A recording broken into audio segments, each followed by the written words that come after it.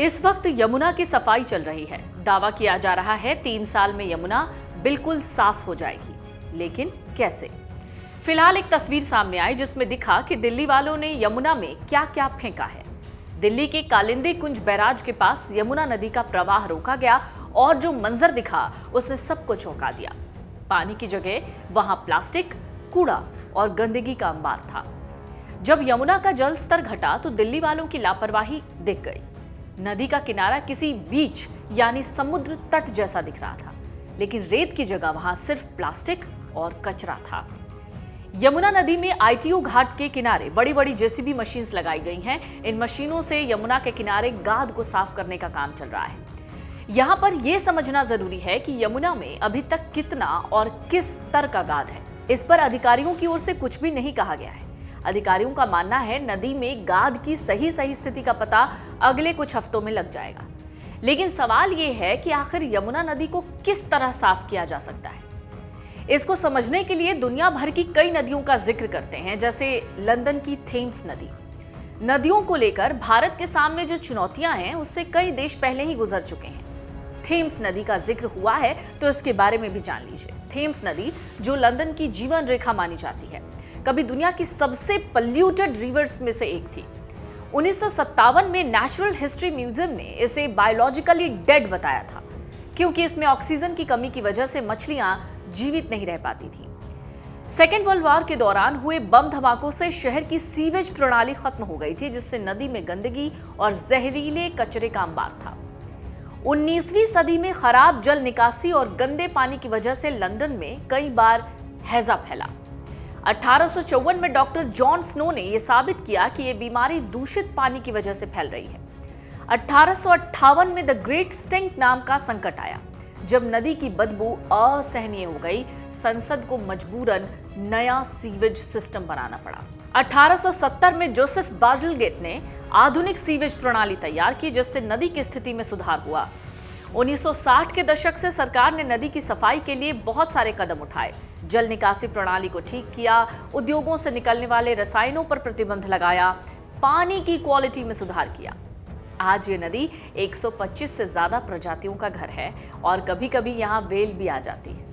हालांकि प्लास्टिक प्रदूषण अभी भी एक बड़ी समस्या है, जिसे रोकने के लिए लंदन में सफाई अभियान लगातार चलते रहते हैं। तो चलिए अब फिर से यमुना की बात करते हैं। दिल्ली में यमुना की सफाई को लेकर राजधानी के अलग अलग घाटों पर टेंट लगाने का काम शुरू हुआ। दिल्ली के आईटीओ घाट पर टेंट लगाया गया है। सूत्र कहते हैं यमुना नदी की सफाई को लेकर सरकार मिशन वाले मोड में है। यही वजह है कि यहाँ पर टेंट लगाया जा रहा है, जिससे 24 घंटे काम की मॉनिटरिंग होगी। नदियां हमारे अस्तित्व और पारिस्थितिकी तंत्र की रीढ़ है, लेकिन दिनों दिन बढ़ते प्रदूषण की वजह से वो अपने वास्तविक स्वरूप से दूर हो रही हैं। पहाड़ों से निकलते समय नदियां निर्मल होती हैं, साफ होती हैं, लेकिन जैसे जैसे वो शहरों में घुसती हैं यानी शहरों से गुजरती हैं, उनमें गंदगी और प्रदूषण का स्तर खतरनाक रूप से बढ़ जाता है। इसका खामियाजा जीव, वनस्पति और पर्यावरण उठाते हैं। भारत में नदियों के हालात कितने बुरे हैं, इसे आप कुछ ऐसे समझेंगे। भारत में ऐसी कई नदियां हैं जो बायोलॉजिकली डेड होने की कगार पर हैं, जिनको अब नदियों के नाम से नहीं बल्कि नालों के नाम से जाना जाता है। उनके नदी होने के अस्तित्व का भी कुछ पता नहीं है। दिल्ली की साहिबी नदी इसका एक उदाहरण है। अब ये नदी नाला बन गई है। इसको नजफगढ़ के नाले के नाम से जाना जाता है। दिल्ली का सीवेज यमुना तक पहुंचाने में इसका सबसे बड़ा योगदान रहता है। हालांकि एक्सपर्ट्स कहते हैं कि ये नदी वैदिक काल से मौजूद रही। गंगा और यमुना भी दुनिया की सबसे दूषित नदियों में गिनी जाती है। गंगा नदी के बिगड़ते हालात के पीछे बहुत सारी वजह हैं, लेकिन 5 जो मेन पॉइंटर्स हैं वो आपको जान लेना चाहिए। गंगा नदी के बिगड़ते हालात के पीछे 5 जो कारण हैं वो हैं इंडस्ट्रियलाइजेशन यानी औद्योगिकीकरण, शहरीकरण, जीवन शैली में बदलाव, कृषि और ग्रामीण गतिविधियां, वनों की कटाई। गंगा भारत की सबसे बड़ी नदी है, जो देश के 27% भूभाग में फैली हुई है और 47% जनसंख्या को सहारा देती है। ये नदी 11 राज्यों से होकर गुजरती है, जिसमें उत्तराखंड, उत्तर प्रदेश सबसे बड़े क्षेत्र लगभग 3 लाख वर्ग किलोमीटर में फैले हैं। गंगा के पानी में बैक्टीरिया की मात्रा तेजी से बढ़ी।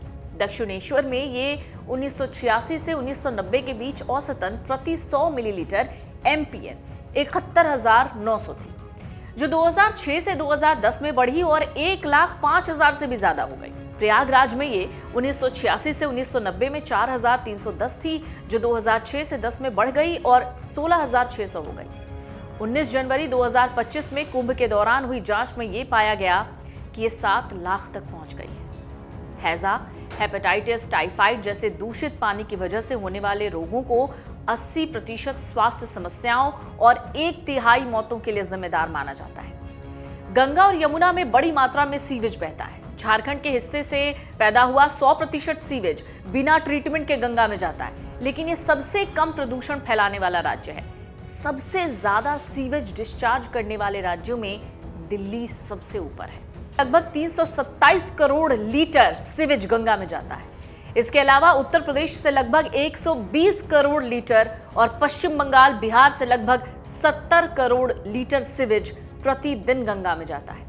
हालांकि गंगा में प्रदूषण के जो मुख्य स्रोत हैं, यानी जो सोर्सेज हैं, वो हैं औद्योगिक कचरा, इंडस्ट्रियल वेस्टेज 15%, नगर पालिका सीवेज 80%, जो कि सबसे ज्यादा है। इसके अलावा गांवों, कृषि क्षेत्रों से बहाव, खुले में शौच, शवों का विसर्जन, धार्मिक चढ़ावे भी प्रदूषण के कारण बनते हैं।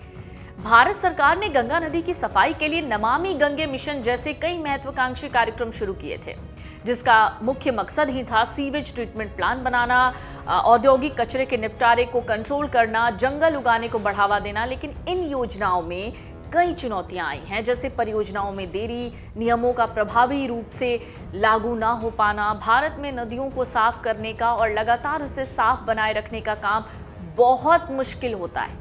लेकिन उचित तरीके से इसके लिए प्रयास किया जाए तो ये मुश्किल भी नहीं है। नदियों की सफाई सिर्फ एक सरकारी अभियान नहीं, बल्कि एक सामूहिक जिम्मेदारी होती है, क्योंकि नदियां हम सब के जीवन का आधार हैं। जागरूकता, तकनीकी निवेश और सख्त कानूनों के जरिए हम नदियों को बचा सकते हैं। अब जाते जाते जान लीजिए यमुना सफाई एक्शन प्लान में क्या क्या है। अमोनिया और फॉस्फेट जैसे कीटनाशक निगरानी के आंकड़ों में जोड़े गए हैं। यमुना और हिंडन नदी के किनारों पर रेत खनन के मुद्दे पर विचार की बात चल रही है। शहर के प्रमुख और छोटे नालों की निकासी, उनके मार्ग में परिवर्तन की सलाह दी गई है। नालों की सफाई और एसटीपी और सामान्य अपशिष्ट उपचार संयंत्रों की क्षमता बढ़ाने की बात कही गई है। एमजीडी से कम क्षमता वाले सूक्ष्म एसटीपी के उपयोग की भी वकालत की गई है। 1994 की जल साझाकरण संधि की फिर से समीक्षा की बात कही गई। बेहतर तरीके से निगरानी की जरूरत है।